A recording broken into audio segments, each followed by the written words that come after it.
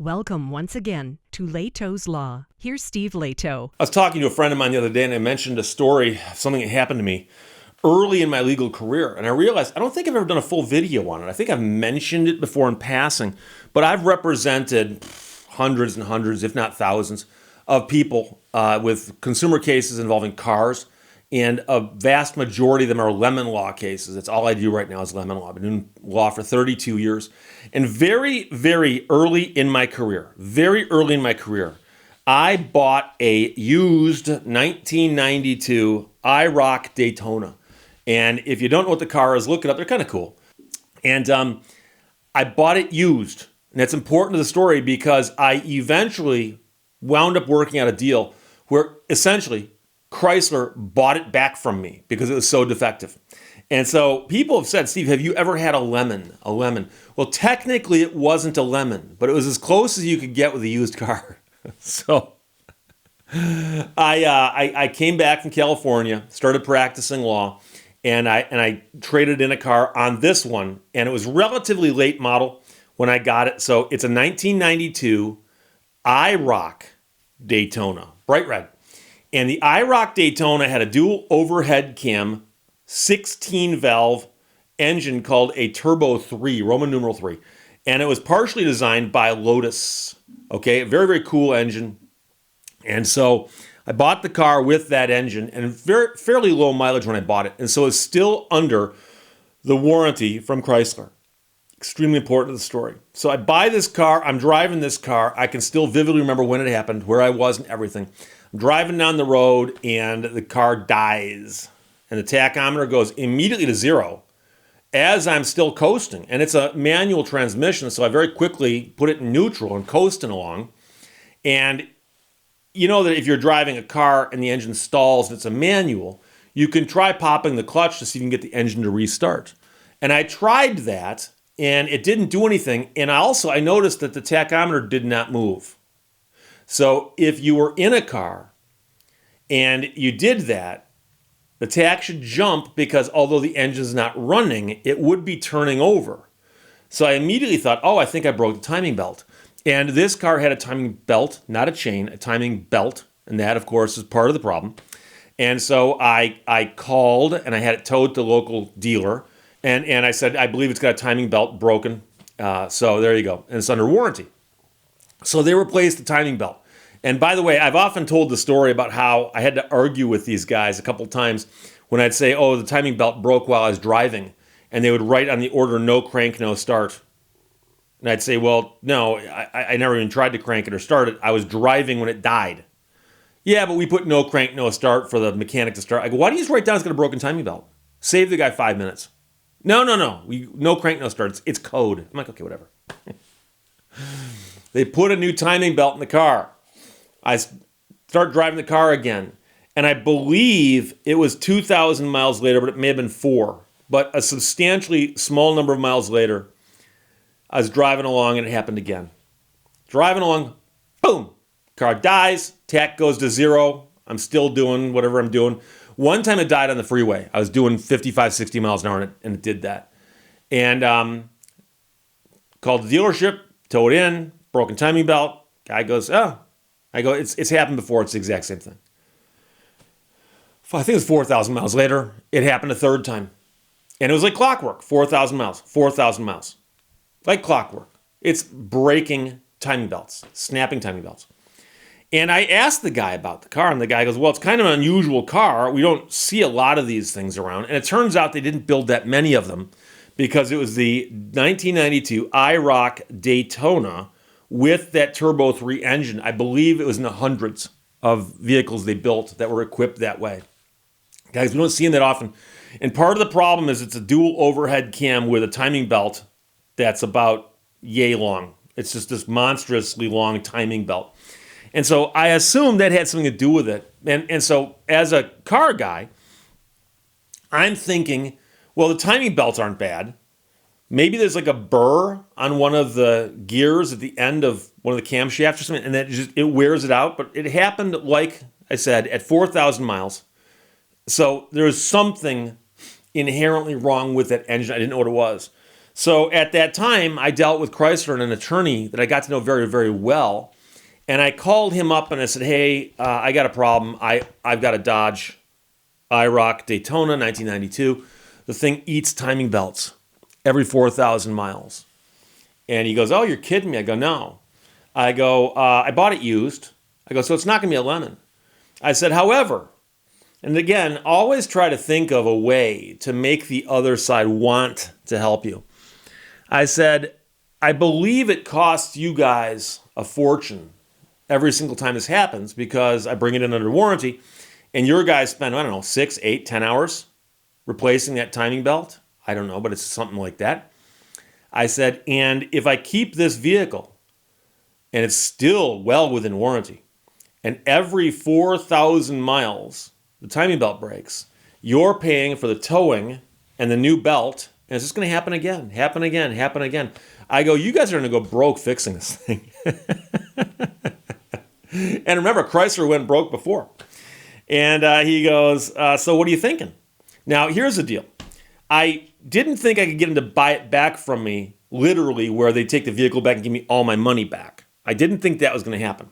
But at the time, Chrysler would offer us cash settlements where they'd say, we'll give your client cash to go away.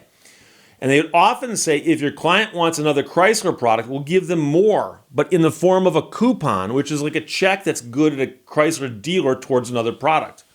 I said, I'm actually looking and I want to get a Chrysler product. And he goes, really, what are you looking at? I go, a Jeep Wrangler. And at that time, when Chrysler bought something back or gave you a coupon like that, they would tell you that if you're getting a coupon, it didn't matter if you stayed with the same brand. So I was not required to use the coupon I got for a Dodge product on a Dodge product. And I said, I believe that you let me use that coupon on a Jeep, right? And the guy goes, absolutely. I said, so what I want from you is a coupon that will allow me to take that vehicle back and trade it in on a Jeep. And I want the coupon to make up for the loss I'm going to take on the vehicle because I put some miles on it. And if they pull the warranty history, it's going to get ugly. And he gave me a substantial coupon. Several reasons. One is that he knew me, worked with me, and he felt sorry for me. Number two, they would have spent a ton of money fixing that vehicle if they left it in my possession. And then I was buying another Chrysler product. And I thought, well, this 1992 IROC Daytona has a problem, but the Jeep Wrangler, which, by the way, I got, was a fabulous vehicle. I loved that thing. I drove that thing for quite a while, got my fun out of it, and then I sold it later and moved on. But so I got Chrysler, in essence, to buy the vehicle back from me. And I often tell people this is a poor man's buyback, because if they don't want to buy your vehicle back from you, you can trade the vehicle in. It's got value, right? And so long as they give you enough money to make up the loss, they give you enough money, it becomes the equivalent of a buyback. So who cares? So I went back to the dealership I bought the vehicle from. I said, just to let you know, I talked to Chrysler about a little problem I'm having with it under warranty. And they gave me this coupon. I showed it to the guy, and the guy goes, oh, yeah, we see these from time to time. I go, they gave me the coupon. I go, I want to get a Jeep Wrangler, and I want to trade this in with the coupon on that. The guy said, great. We worked it out. And so it was the equivalent of a buyback, although not done the exact same way with paperwork. So here's the thing. Years later, I'm telling people this story, and I'd have people go, but Steve, what was wrong with that car? What was it that was the problem with that car? Why was it eating the timing belts? And I was curious. So I would go on the internet when I was bored and start poking around and doing searches, and I finally found a reference to what was wrong with that car, and it wasn't just mine, it was all of them. But they only built a couple hundred of them, few hundred. So I found on a website called Allpar, A-L-L-P-A-R, Allpar, which is all kinds of extremely in-depth information about Mopar vehicles. And they've got a whole section in there on the Daytonas and the history of the Daytonas. And I actually owned 3 or 4 of them in my life. I had a black one and I had 2 red ones. I think I had 3. And so I found a reference where they actually interviewed a guy who worked on these vehicles. And from Allpar, it says the main problem was with the Turbo 3 was its tendency to go through timing belts. Oh, The timing belt tension had to be set so high to overcome toe roping of the timing belt, i.e., the timing belt going into negative tension. Toe roping is a belt killer. The problem was caused by the extremely low valve train friction from using roller rockers combined with a dual overhead cam. When an exhaust valve rocker goes over the nose of the camshaft, there is no friction to slow it down, and it tries to close the valve faster, causing the exhaust cam sprocket to rotate clockwise faster and decrease the tension in the belt span between the sprockets. With a bucket tappet, which is used on most dual overhead cam 4-cylinders, there is friction. On the 8-valve single overhead cam engine, there's an intake lobe on the same camshaft coming up to help out. So we had to crank up the initial belt tension to solve the problem. An automatic belt tensioner would probably have helped, but belt life is probably improved if people watch their belt tension and keep it within specs. So the only way that this engine would run without snapping those belts was to keep an eye on the belt tension and constantly be adjusting it. And so apparently within 4,000 miles of replacement, that's about when it went out of spec and snapped the belt. So what's fascinating about this is that when you've got something that happens to you and has only happened to you, no one else you know, you're like, oh, I'm all alone in this great big world.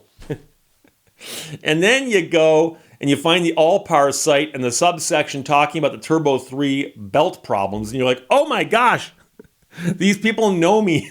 And it explains the problem.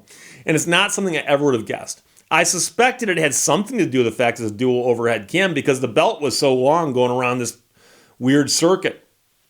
But like I said at the very, very beginning, Chrysler Dodge had approached Lotus and said, we want to put a dual overhead cam 4-valve per cylinder head on this engine. Can you help us with that? And so they did help them with that. But I'm sure you understand that there's all kinds of constraints and limitations and so on they encounter when working on vehicles like this. And so jamming all that stuff in that little tiny space of the engine compartment in that car wound up with that problem.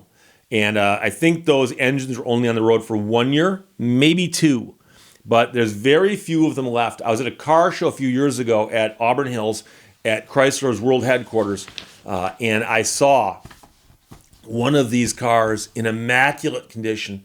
I couldn't find the owner, though. I wanted to talk to the owner about the timing belts. It was not my car, by the way.